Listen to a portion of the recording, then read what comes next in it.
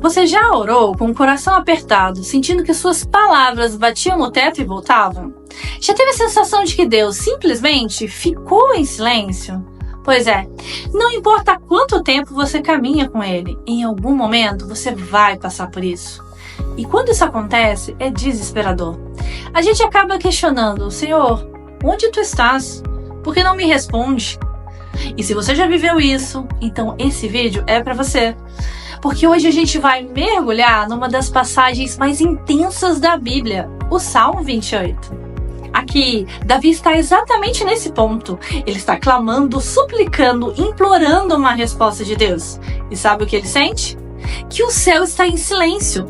Só que esse silêncio, embora pareça ausência, carrega uma mensagem poderosa. E é isso que a gente vai descobrir juntos agora.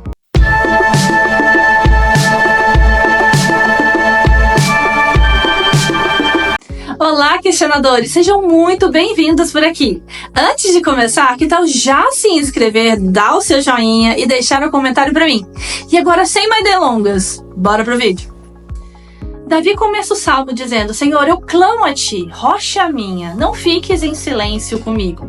E olha como ele fala com urgência: se permaneceres calado, serei como os que descem a cova. Ou seja, para Davi, o silêncio de Deus é igual à morte. Ele está no limite. A angústia dele é tão intensa que ele sente que se Deus não responder, é o seu fim.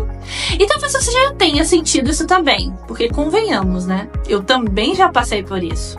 O problema é que nós confundimos o silêncio do Senhor com rejeição. Mas nem sempre é isso. Às vezes Deus está forjando algo dentro de nós nesse tempo de silêncio. Outras vezes está ensinando a perseverar. E também há casos em que o silêncio de Deus tem sim a ver com algo que precisa ser ajustado ou corrigido em nós. O próprio Davi diz: eles falam de paz com o próximo, mas são maldosos no coração. Ele está dizendo: tem gente que parece boa por fora, mas por dentro é podridão. E aí entra o alerta: será que não é o nosso caso? É aqui que a gente precisa parar e refletir, porque Deus às vezes se cala. O profeta Isaías já havia respondido essa pergunta de forma bem direta. Em Isaías 59 está escrito que os pecados de vocês fazem separação entre vocês e o seu Deus, e os seus pecados encobrem o rosto dele para que não os ouça. Forte, né? A mão de Deus não está encolhida, o ouvido dele não está surdo. O problema é o nosso pecado. E não precisa ser um pecado escancarado, não. Às vezes, uma mágoa que a gente alimenta, um orgulho disfarçado, um perdão que a gente se recusa a liberar. E aí a gente ora e não entende por que Deus não responde. Mas como ele vai responder se a gente está com o coração travado?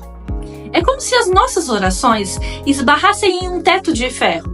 A verdade é que muitas vezes o silêncio de Deus revela alguma coisa, algum pecado que está nos atrapalhando de nos chegar até Ele. Mas calma, isso não quer dizer que toda vez que Deus se cala é porque você pecou. Não. Tem momentos que você está no centro da vontade de Deus e mesmo assim parece que o céu está fechado. Isso aconteceu com Davi, com Jó, com Jesus no Getsêmani e também acontece com a gente. Nessas horas, o silêncio de Deus é uma prova, um teste. Ele quer ver se a nossa fé é firme, mesmo quando as respostas não vêm. Se a gente está buscando a face de Deus ou somente a mão. Porque tem gente que só ora quando precisa de algo, quando tudo vai bem.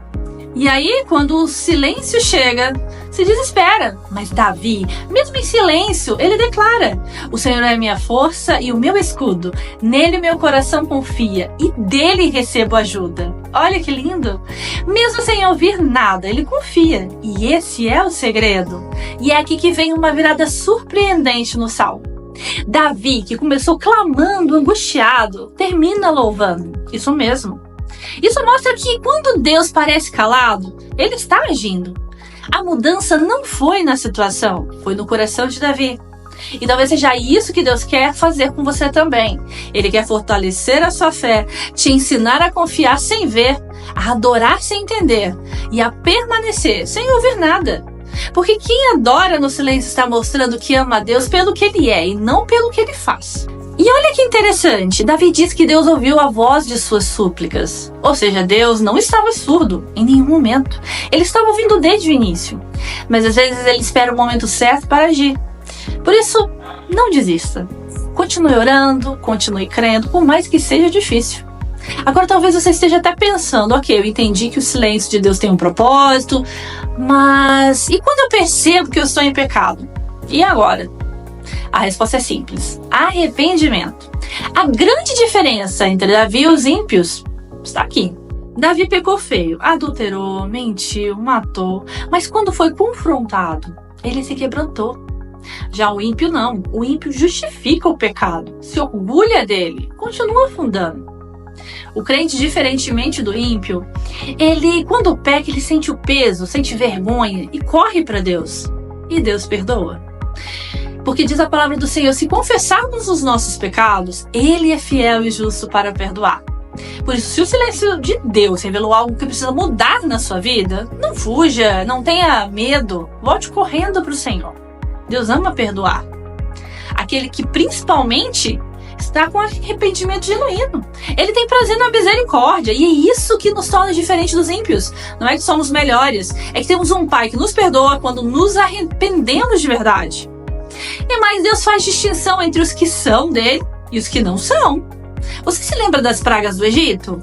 Choveu pedra sobre os egípcios, mas em Israel nenhum animal morreu, porque Deus protege o seu povo.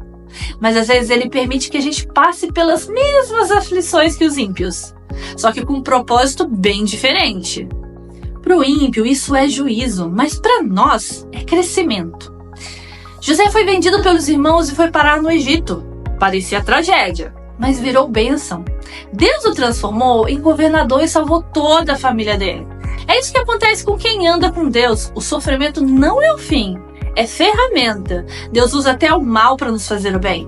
E quando a gente entende isso, a gente passa pela dor com outro espírito.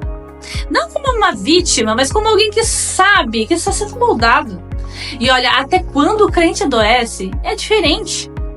A Bíblia diz que o Senhor afofa o leito do enfermo. O que será que isso quer dizer? Que até a cama de hospital de um servo de Deus é tratada com cuidado.